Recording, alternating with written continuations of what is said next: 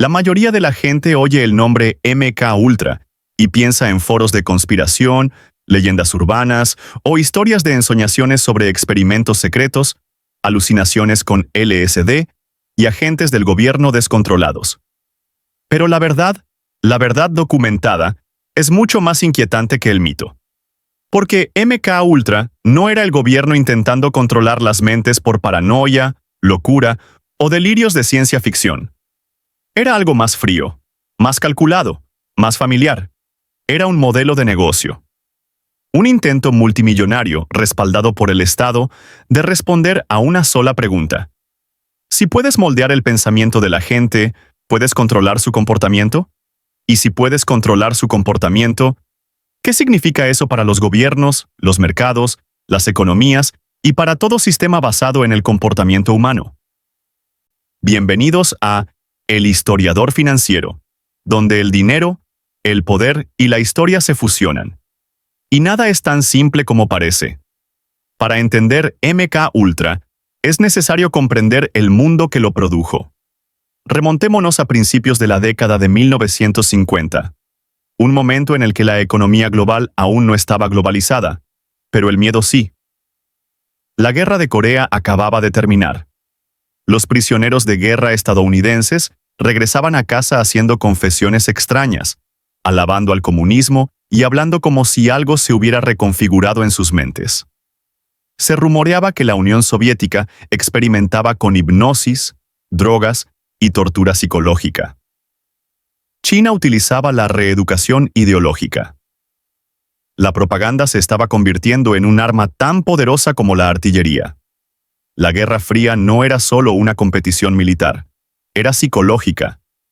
Y en Washington, dentro de la sede de la CIA en la calle E, se apoderó de una idea escalofriante.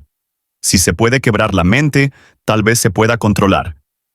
Y si se puede controlar, se puede usar. En 1953, el director de la CIA, Allen Dulles, autorizó un programa llamado MK Ultra.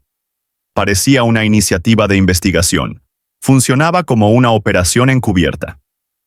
Pero en esencia, era una inversión. Una enorme cartera de experimentos no regulados, financiados con presupuestos secretos y prácticamente sin supervisión. Durante las 2 décadas siguientes, MK Ultra se convertiría en 149 subproyectos documentados oficialmente, y probablemente muchos más se perderían en la historia.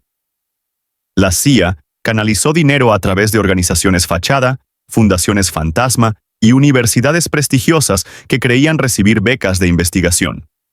En realidad, participaban, consciente o inconscientemente, en uno de los proyectos más catastróficos desde el punto de vista ético en la historia de la inteligencia estadounidense.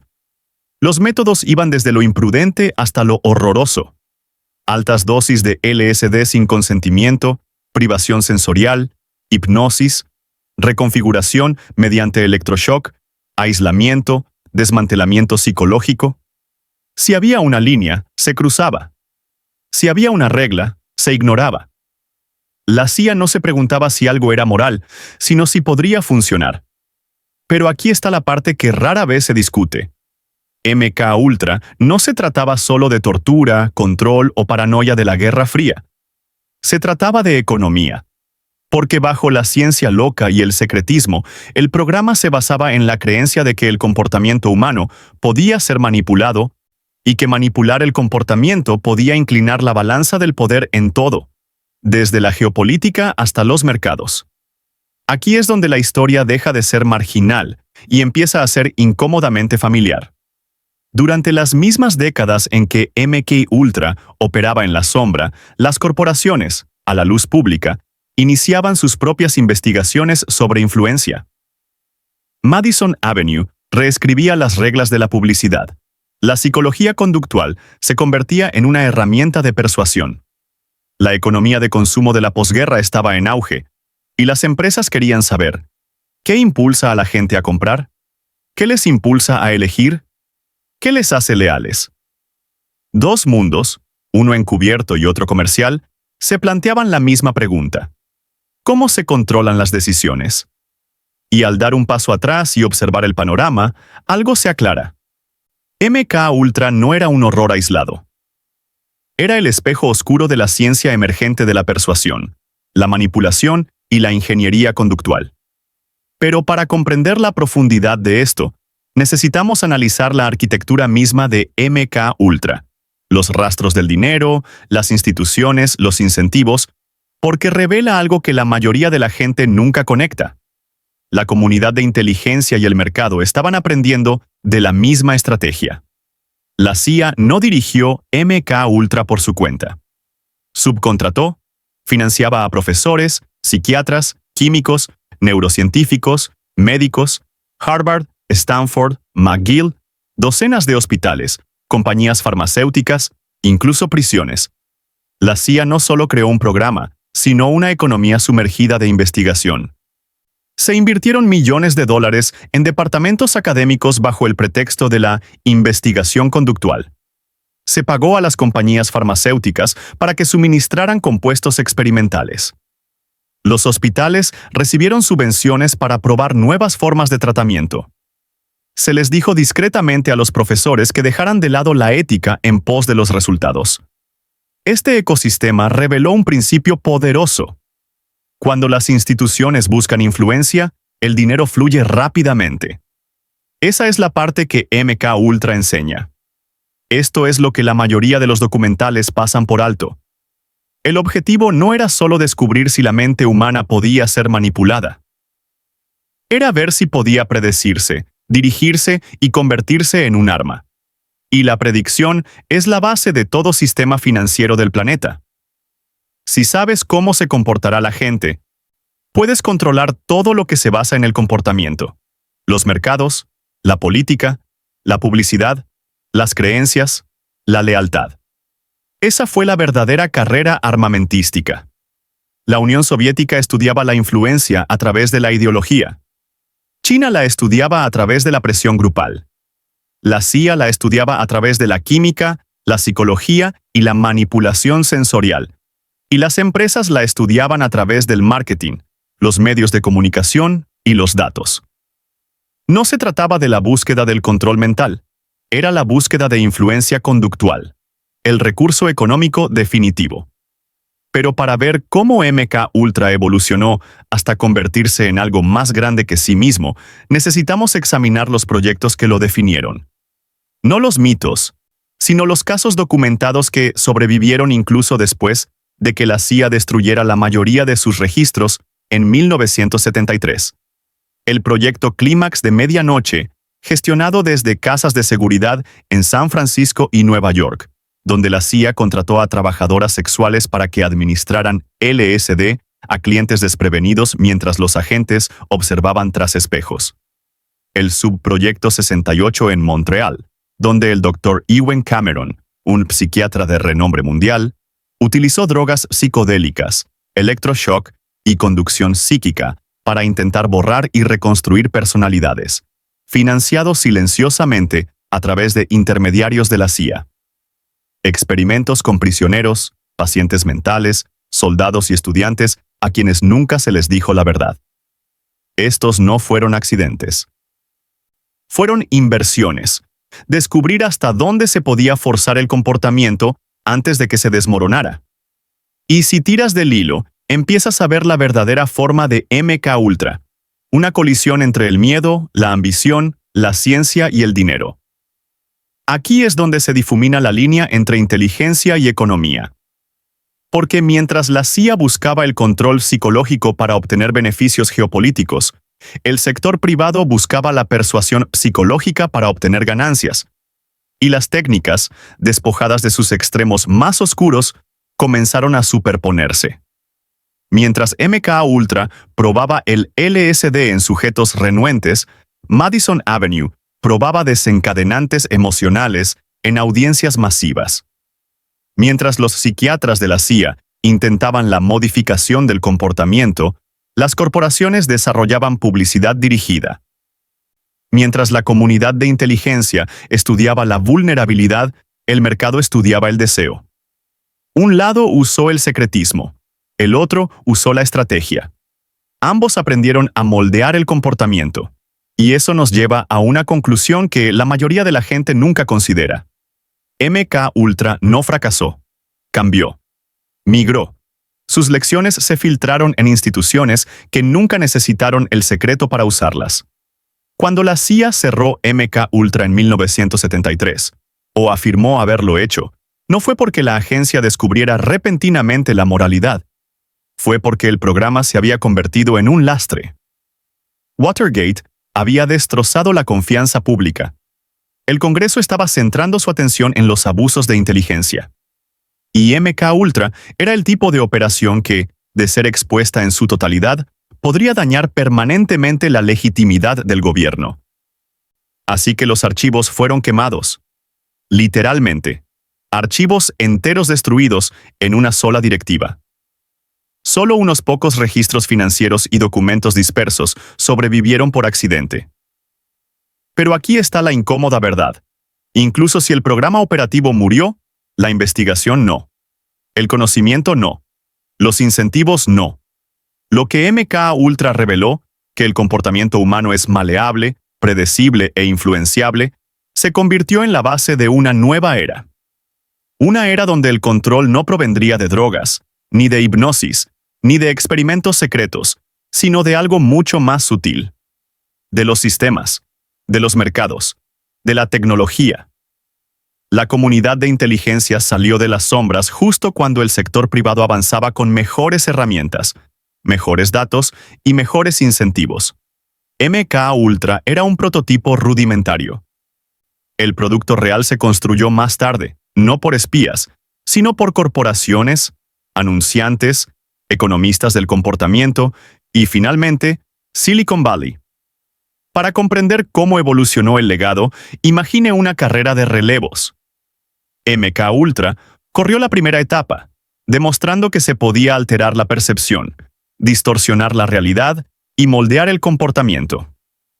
Luego, el testigo pasó a universidades y laboratorios de investigación que estudiaban la toma de decisiones, los sesgos cognitivos, la adicción y la persuasión. Luego, el testigo pasó de nuevo a los especialistas en marketing que perfeccionaban la segmentación emocional. A los estrategas políticos que probaban los marcos de los mensajes. A las empresas de medios que diseñaban formatos que captaban la atención. Y por último, a las empresas tecnológicas que construyen plataformas donde cada toque, deslizamiento y pausa se rastrea, se mide y se retroalimenta en algoritmos diseñados para influir en ti. A principios de la década de 2000, lo que la CIA intentó imponer mediante la química, Silicon Valley lo logró mediante código. Pero no nos adelantemos. Para comprender cómo se ve la influencia moderna, necesitamos remontarnos a finales del siglo XX, cuando la ciencia del comportamiento comenzó a fusionarse con la propia economía. Tradicionalmente, la economía trataba a los humanos como agentes racionales, eficientes, predecibles, interesados. Pero la investigación de psicólogos como Daniel Kahneman y Amos Tversky, quienes posteriormente transformarían todo el campo, demostraron lo contrario. Los humanos no son racionales, son sesgados, emocionales, fácilmente manipulables. No solo en condiciones extremas, sino en las decisiones cotidianas. Estas ideas se convirtieron en la columna vertebral de la economía del comportamiento, un campo que influiría en la política, el marketing, las finanzas y la tecnología. Y aunque no tenía nada que ver directamente con MK Ultra, se basaba en la misma idea central. Si se comprenden las debilidades cognitivas humanas, se pueden moldear sus acciones. Los gobiernos comenzaron a usar empujoncitos para dirigir el comportamiento público. Las corporaciones usaron detonantes psicológicos para crear lealtad a la marca. Las instituciones financieras construyeron modelos que predecían el miedo, la codicia y la toma de riesgos. La economía moderna se convirtió en un laboratorio de influencia. Pero ahora, con el consentimiento enterrado en términos y condiciones, en lugar de borrarse mediante la coerción. La historia se vuelve aún más interesante al adentrarnos en la era digital. Internet no solo les dio a las empresas acceso a datos, les dio acceso a la atención, la materia prima de la influencia. Las plataformas de redes sociales descubrieron algo que las agencias de inteligencia nunca pudieron: el poder de la vigilancia voluntaria. Miles de millones de personas proporcionan abiertamente datos de comportamiento a diario: hábitos, preferencias, emociones, vulnerabilidades. El tipo de datos que MK Ultra habría considerado invaluables. Y a diferencia de MK Ultra, que operaba con un puñado de sujetos a la vez, las empresas tecnológicas modernas operan con poblaciones enteras. Su influencia no es burda ni química, es algorítmica. Invisible, personalizada. Las plataformas no necesitan controlar tu mente, solo necesitan controlar lo que ves, y a partir de ahí, la influencia se vuelve predecible. Aquí es donde se difumina la línea entre gobiernos y corporaciones. Las agencias de inteligencia estudian la desinformación. Las corporaciones estudian la interacción. Las campañas políticas estudian la persuasión. Los fondos de cobertura estudian la volatilidad conductual. Todas las instituciones importantes de la economía cuentan ahora con un departamento dedicado a moldear la percepción, o al menos a predecirla. La lección de MK Ultra, que el comportamiento es la variable fundamental, se convirtió en la base del poder económico moderno. Pero aún no hemos abordado la cuestión que nos trae aquí. ¿Qué tiene que ver todo esto con los mercados? Todo. Porque los mercados no se rigen únicamente por la oferta y la demanda. Se rigen por la emoción, las expectativas, el miedo y la confianza. Estados psicológicos que las instituciones ahora saben cómo medir, influir o manipular. Los productos más valiosos hoy en día no son el petróleo, el oro ni los datos. Son la atención, la creencia y el comportamiento. Se puede ver en todas partes.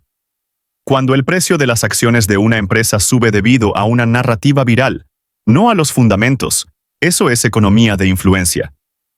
Cuando la deuda del consumidor aumenta porque las personas se ven incitadas a comprar más a través de un deseo artificial, eso es economía de influencia. Cuando la polarización política afecta la estabilidad monetaria, eso es economía de influencia. Cuando los algoritmos determinan en qué confían, temen o desean las personas, eso es economía de influencia. Cuando el pánico en las redes sociales desencadena una corrida bancaria más rápida de lo que los reguladores pueden responder, eso es economía de influencia. Este es el mundo que MK Ultra ayudó a presagiar. Un mundo donde controlar mentes ya no es una operación encubierta. Es una industria, un mercado, un modelo de negocio para empresas que valen billones. Y aquí está la parte sobre la que nos advierte la historia. Cuando las herramientas de influencia se vuelven poderosas, rara vez permanecen en las mismas manos. La comunidad de inteligencia alguna vez temió que los soviéticos dominaran el control psicológico. Hoy, los gobiernos temen que las corporaciones lo hagan. Las corporaciones temen que los algoritmos puedan hacerlo. ¿Y los individuos? Los individuos temen ya no saber qué los está influenciando. Entonces, ¿cuál es la lección final de MK Ultra? La parte que más importa a cualquiera que intente navegar por los mercados, el dinero y el poder hoy en día. Es esta: el activo más valioso del mundo no es el capital, sino el consentimiento. Y la batalla por el consentimiento ocurre en la mente mucho antes de que ocurra en el mercado. MK Ultra fue el primer gran intento de convertir esa idea en un arma. Fracasó porque sus métodos eran demasiado brutales, demasiado obvios, demasiado burdos. Pero los principios sobrevivieron y evolucionaron hasta convertirse en algo lo suficientemente sutil como para gobernar la economía de la atención, moldear la política global y redirigir miles de millones de dólares cada día sin que nadie se diera cuenta. La historia no se repite, pero los incentivos sí. Y cuando las instituciones compiten por el poder, la capacidad de moldear el comportamiento siempre será su inversión más rentable. Si esto te dio una nueva perspectiva, suscríbete. La historia tiene las respuestas. Te mostraré dónde buscar.